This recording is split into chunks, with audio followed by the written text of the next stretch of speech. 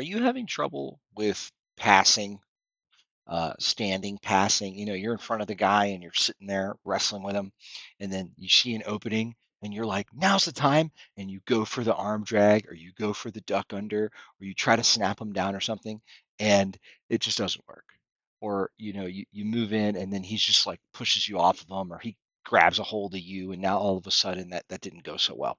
If that's ever been you, it's probably because you're not establishing your combat base and your guard and your line dominance prior to attempting the pass. Now, I found a video from this Sambo instructor where he does this every single time he demonstrates it. Now, disclosure, man, I was looking for a video to show this done at a high level so that I could share it with you because I don't really like trying to me be up there, be like, oh, I'm going to show you the right way. Like, there's plenty of great coaches. So I was looking for someone really awesome to show you, and it was hard to find. It was hard to find a coach teaching these standing passes that was actually demonstrating taking the person's structure and winning the fight over the line they're on currently, either with the head wrestling or with the grips and the posture,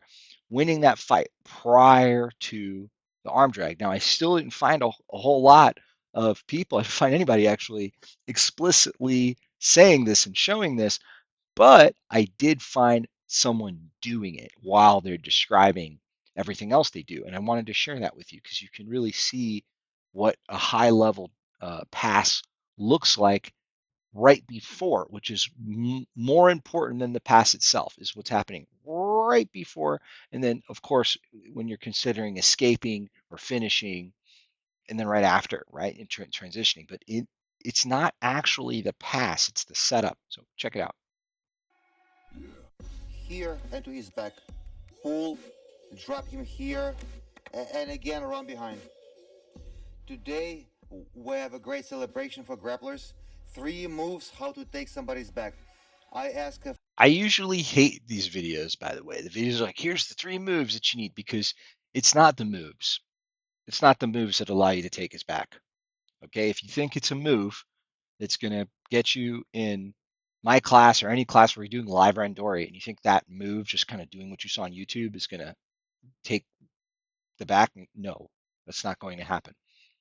But when you're trying to take someone's back, there are, let's say, like moves, right? Like the arm drag, things like that, but they rely on something more fundamental.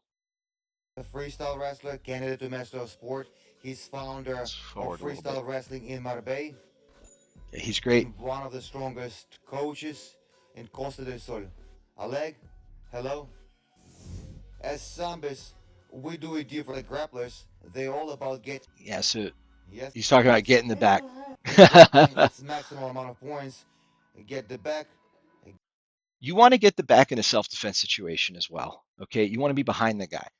In a striking situation, if I'm hitting, I would much rather be throwing punches at a dude if I'm behind his shoulder corridor, if I'm closer to the back, so he has to turn to reacquire me and I could just unleash on him from there, right? So this is a good thing. Getting behind someone is a good thing. Getting in front of someone to do a high amplitude throw is very risky in a self-defense situation. Okay, it's super risky. It can work, but it's super risky. Get the legs in, hooks in, and if you know how to take that, sometimes Right, it's we're just very gonna move dangerous. ahead here. I just want to show you. We call this position backpack. You go on the back and it just On the side description. Okay, 3 moves. here we So go. first one, moving by jerking. So here's what I want you to look at. Look at how he dominates the line before he shifts slots, right? So you've got these 3 or 4 different slots where you can be in front of this shoulder, in front of this shoulder, having the head like this, having whatever. He doesn't try to jump from over here from a weak position to over here. He sets everything up, gets nice and strong, threatens properly, and then moves into position. Check it out. It's not a throw. There is no amplitude. It's just snapping somebody down and getting the position of the back. So first, wrist control, collar control. Don't be where you can be pushed or pulled. Control the weapons, control his weapons, right? So within the context of what they're doing, he's covering that guy's weapon. Now, the way you control his weapon is you have to cover it. You need your hand above his hand. You need your arms above his arms, covering him, almost like how you'd cover a pot of boiling water. Okay, so he's got him under control right now, and they're in a controlled kind of 50-50 position. And we start to move around. He's using the movement to set up the relationship, right? So that's another mistake that commonly happens is we'll like be in a spot and then see the opening and go, ha, right? And that's not what's going on. It's everything's kind of in flux. You're feeling for a weakness that allows you to build a base inside of his range while you're threatening properly. In a good positions, it's hard just to jerk. The guy, he's not from the street. He's ready for that too. He knows how to defend. But you can always prepare it. So what do See, on the street, he just says not from the street. Like a regular person, you if you have good position and you have dominance, you can just pass them because they're not like playing this game. But even then, you don't know what that person knows. You don't know what their reaction might be. And having good position and good guard and everything covered means that no matter what their reaction is, you're mostly going to be okay. we do? We just Threat, scare him. look at the triangle. He's now penetrated his zone. He's winning. He's got each knee of his is kind of like he's hugging the space. He's got the guy completely angled and sectioned off. Okay, he's threatened him, broken his posture. Look at that man's posture. He's screwed. Meanwhile, dude in white shirt, Coach Awesome, I'll call him Coach Awesome, is perfect, and he's winning the head wrestling game. Guess what? Could you guess whether or not that pass was going to be successful? Right? Couldn't you just look at it and be like, that's going to be a successful pass, right? So that's what you got to focus on, guys. Not trying to do moves, not trying to move his arms, but winning the small things first, and then the big stuff kind of happens on its own. So he got long and open this window here, and we get the closer to the shoulder, not by the elbow, tricep closer to the shoulder, and just arm drag and Look at how small Coach Awesome is keeping the fight. This is another thing. By establishing dominance on his line, by having good form, by having a good combat base, by not being where he can be pushed or pulled, by making sure the weapons are covered and he's moving towards the back, by doing all these things, he's able to keep the fight really, really small because then it's only about a couple things. It's only about like who gets this top position, who gets this little position. It's only about one or two things at once. By chopping that up into all these little pieces that he can control, he doesn't need to do too much. The guy in the black shirt did most of the work, right? So this is the essence of jiu-jitsu. This is the essence of, I think, all traditional martial arts, right? That especially traditional martial arts, folk martial arts that have a grappling background, you're going to see a lot of this sort of stuff. And most of us get lost in the sauce when we're trying to do passes or trying to do things we saw on YouTube instead of getting down to the fundamentals that then basically create the opportunities for those things to even happen in the first place. And not only that, you can shore up your fundamentals to the point where those other things, not only can you create the opportunity for them to happen, but you can make them happen in such a way where it takes very little energy and it sets everything else up as a part of your game. Right. So this is fantastic. get in the back. 2 points in wrestling, good position in grappling too. You have to lace legs to score. One more time. I show. Again, he's talking about sports. Out there, maybe not lace legs, right? Maybe. Most of the time, maybe not, right? Because you want to have mobility out there once you get his back. Like I'm grabbing the leg, and then I'm drag. Do you see the head wrestling game? Lace my Show legs one more time. in the leg, Whoop. and then I'm drag. He's not doing an arm drag.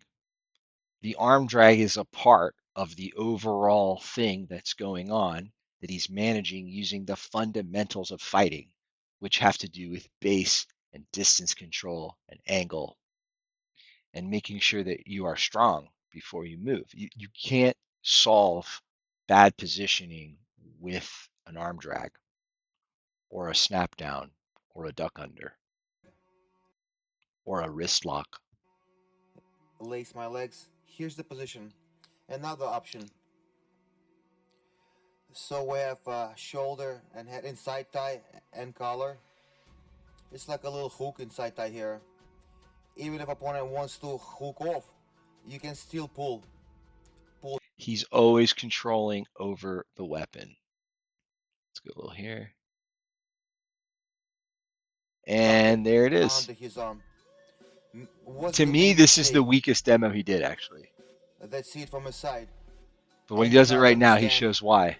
the correct head position. Look, if you try to go that duck under he did, I know that because I've seen this dude. I think I have. I saw him moving a little quicker, a little snappier. When he his head coming up is part of him winning that head wrestling game. And so right now he's showing how, hey, if you duck down, you're going to guillotine. Now, a lot of people know this, but the foundation of it isn't, oh, because I was just too bent over. Even if his posture was okay, if he was in the wrong spot, the other guy could break his posture if he's just a little bigger than him, right? So it's not just about your posturing. It's about understanding what the goal is of each moment. You do that by breaking everything down into very, very tiny bits, right? So before he laces his head in, he makes sure black shirt can't stand up all too good, right? So all that stuff's going on. They get caught in guillotine.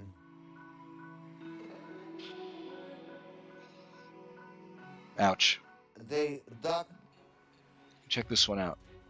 and gets up, get strangled perhaps, but both arms.